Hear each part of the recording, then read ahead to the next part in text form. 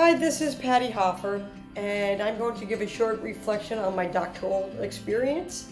My journey has been a long one, but it has been meant to be a journey that could fit into my busy work and life schedule.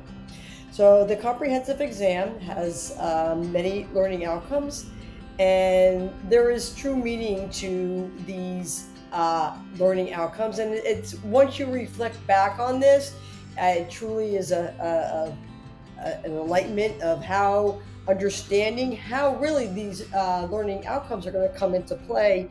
And they're really define the expected competencies, which they outline the specific knowledge, skills, and abilities that we as doctoral students should really acquire by the end of our program.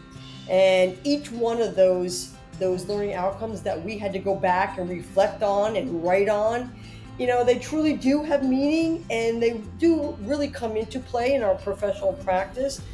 But some of them are really meant to guide curriculum development, where we could use to these some of these outcomes to design hopefully courses in the future or research our research experiences or any other program components that we may be involved in. And reflecting back on these outcomes hopefully will be able to us to for us to be able to accomplish a lot of these things as faculty members.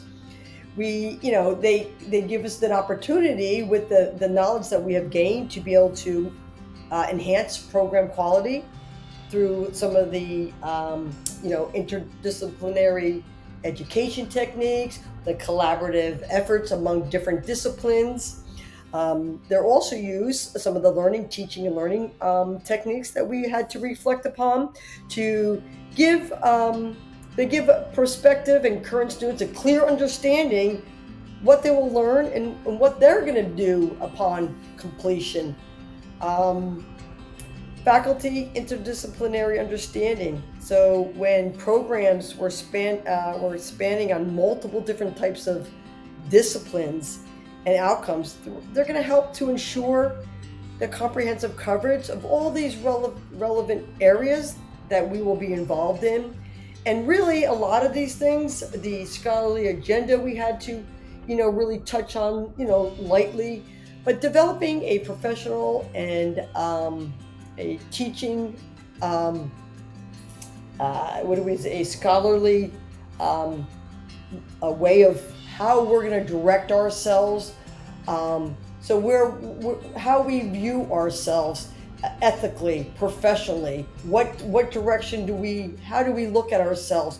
What are our goals? How do we incorporate our goals? How are we going to use our teaching philosophy, our professional philosophy, and how is that going to guide us into the future?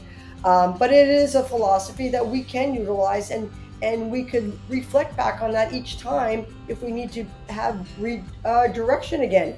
So these are meant to be for our professional practice, which we can often reflect these competencies, and they're going to help to guide us in our professional fields and academic positions.